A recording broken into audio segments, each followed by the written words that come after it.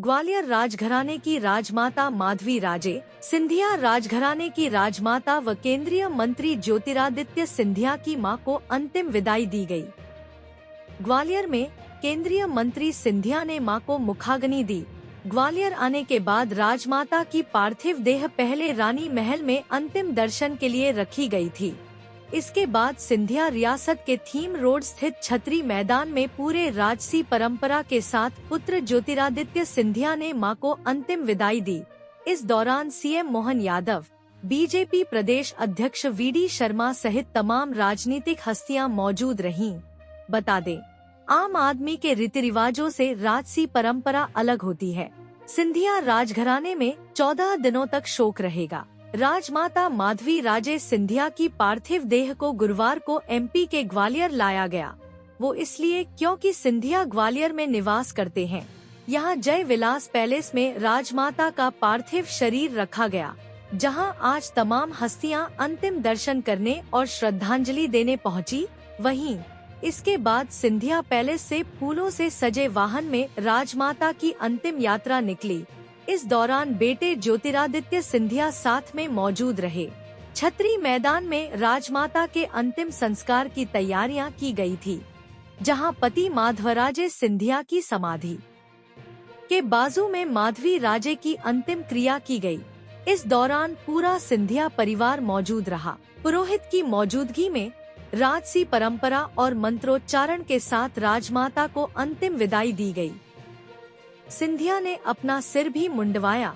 इसके बाद पुरोहित द्वारा बताए सारे नियमों का पालन करते हुए मां माधवी राजे सिंधिया को मुखाग्नि दी। बता दें, अंतिम संस्कार के बाद अस्थि संचय किया जाएगा। फिर राजपुरोहित द्वारा 10 दिनों तक महल में रोजाना पूजा पाठ होगी। 10वें दिन परिवार के सदस्य गंगा स्नान कर अस्थि विसर्जन करेंगे और गंगा जी की विशेष पूजा करेंगे। 10वें दिन ही अस्थि विसर्जन के बाद ग्वालियर स्थित पूरे महल की गंगा जल से शुद्ध होगी। फिर 13वें दिन 13वीं का कार्यक्रम आयोजित होगा, जिसमें परिवार और राज परिवार से जुड़े लोग शामिल होंगे। इसमें आम लोग शामिल नहीं हो सकते। वहीं 14वें दिन गंगभोज का आयोजन किया जाएगा। इसमें सगे संबंधियों के साथ परिचित और अन्य लोग शामिल होंगे। राजमाता की आत्मा की शांति के लिए राज परिवार की ओर से ब्राह्मणों को दक्षिणा, जिसमें पैसे और वस्त्र दिए जाएंगे। गौरतलब है कि राजसी परंपरा आम आदमी से अलग होती है। इनके पंडित और राजपुरोहित भी अलग होते हैं। वहीं गंगभोज बनाने वाले कारीगर और हलवाई भी अलग होते हैं। गौरतलब है कि राजमाता माधवी राजे सिंधिया 3 महीनों से दिल्ली एम्स में भर्ती थी, जहां बुधवार सुबह उन्हें 76 साल की उम्र में अंतिम सांस ली। बुधवार को दिल्ली स्थित सिंधिया हाउस में माधवी राजे का पार्थिव शरीर रखा गया था। दुख के इस समय में पूरा राज परिवार एक साथ नजर आया। ज्योतिरादित्य सिंधिया की पत्नी प्रियदर्शनी राजे सिंधिया, बेटे महान आर्यमन सिंधिया के साथ सिंधिया परिवार के अनेक सदस्य, जिनमें ज्योतिरादित्य की बहन चित्रांगना सिंह, बुआ वसुंधरा राजे सिंधिया, यशोधरा राजे सिंधिया सहित सिंधिया परिवार और मराठा समाज के अनेक सदस्य मौजूद रहे।